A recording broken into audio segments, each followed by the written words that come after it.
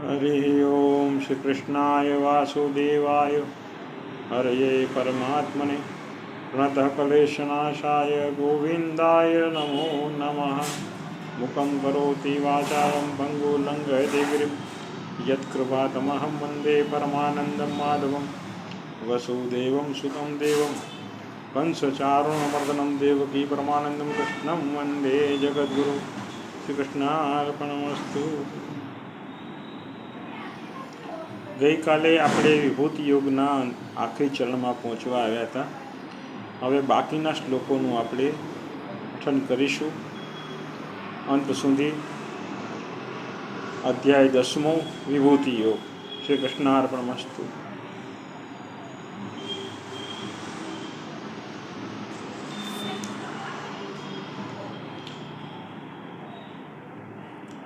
પ્રહલાદ શ્વાસ્મી દૈત્યાનામ કાલઃ કલયતામહમ મૃગાણામ ચ મુગેન્દ્રવિહમ વેનતેયશ્ચ પક્ષિણામ.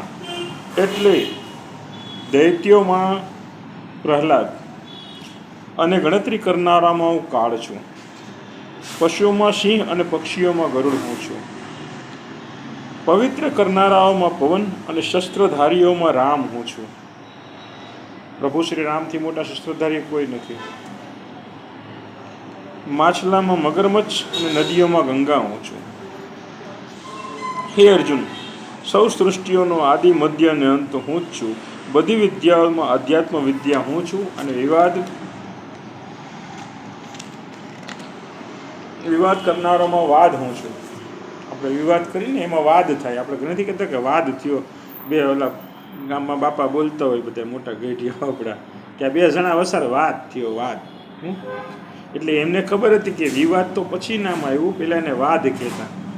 એટલે એકાબીજા એને વાદ કરે, એ વાદમાંથી પછી વિવાદ ઉત્પન્ન થાય. અક્ષરોમાં અકાર અને સમાસોમાં દ્વંદ્વ સમાસ હું છું. અવિનાશી કાળ અને બધી બાજુ મુખવાળો એવો ધાતા કર્મફળદાતા હું છું. ધાતા કીએ, ધાતા, કર્મફળદાતા, ધાતા. વળી સર્વનો સંહારક, મૃત્યુ અને ભવિષ્યમાં થનારાઓનું ઉત્પત્તિ કારણ હું છું. ભવિષ્યમાં જે લોકો ઉત્પન્ન થવાના છે ને એનું કારણ એ પ્રભુ પોતે જ છે. એમને ખબર છે કે કોણ કોણ ક્યારે ક્યારે ક્યાં જન્મ લેવાનું છે.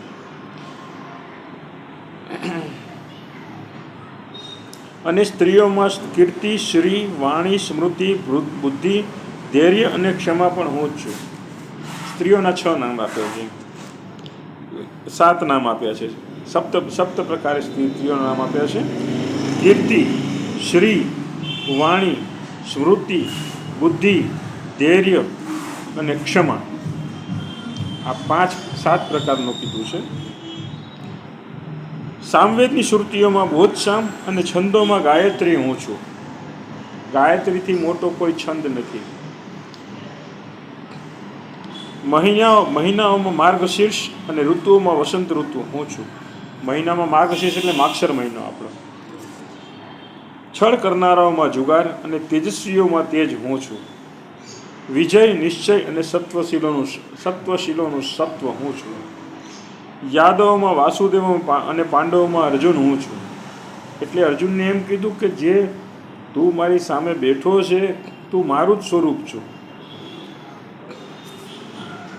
અને યાદવોમાં વાસુદેવ એટલે હું પોતે.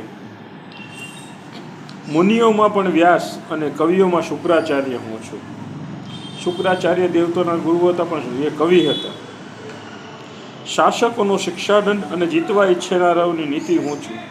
જીતવા ઈચ્છનારાઓની નીતિ હું છું. જે લોકો જીતવાની નીતિ રાખે છે ને કે મારે સાહસ કરીને આગળ જ વધવું છે, એ લોકોની જે નીતિ હોય ને અંદર, જેમનું બળ હોય, એ પણ ભગવાન પોતે જ.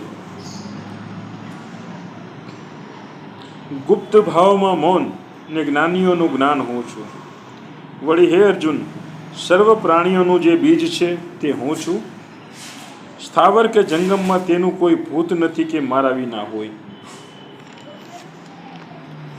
હે પરંતપ, મારી દિવ્ય વિભૂતિઓનો કોઈ પાર નથી.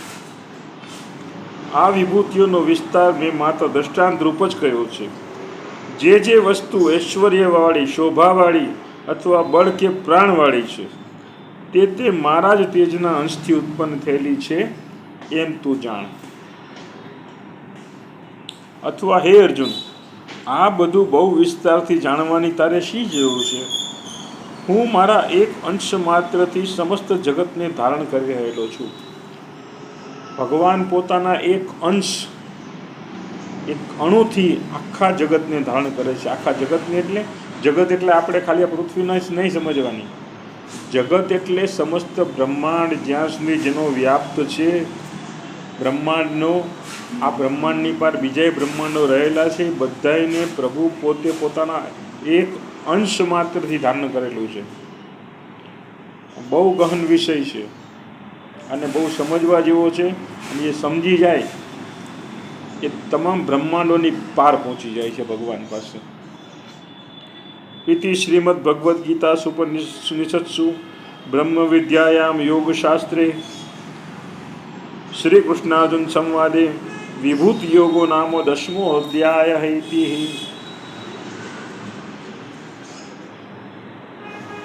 કૃષ્ણાય વાસુદેવાય હરિયે પરમાત્મને પ્રાતઃકલેશનાશાય ગોવિંદાય નમો નમઃ.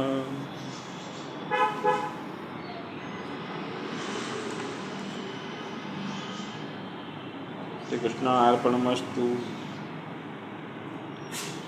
હરિ ઓમ કૃષ્ણાય વાસુદેવાય હરિયે પરમાત્મને પ્રાતઃકલેશનાશાય ગોવિંદાય નમો નમઃ. અપરાધતસ્ત્રાણિ કેન્તિ હર્નિશમયા દાસોની માત્વા ક્ષમસ્વ પરમેશ્વર.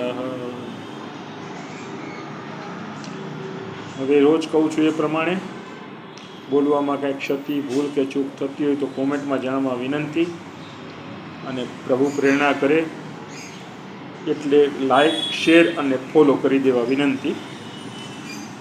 હવે 1 તારીખે ગીતા જયંતિ આવે છે. જેમ બને એમ, જેટલો બને એમ આ ગીતા પાઠને આપણી પાસે હવે 25 તારીખ આજે છે, એટલે 26, 27, 28, 29, 30, 1 કે 7 દિવસ છે. આ 7 દિવસમાં આપણે જેમ બને એમ વધારે શ્રીમદ ભગવદ્ ગીતાનો પ્રચાર કરવાનો છે. એટલે આ વિડીયોને, આ ગીતા પાઠને, આ વિભૂતિ યોગને પ્રભુનો પ્રસાદ સમજી અને જેમ બને એમ વધારે શેર કરવા વિનંતી. શ્રી કૃષ્ણાર્પણમસ્તુ.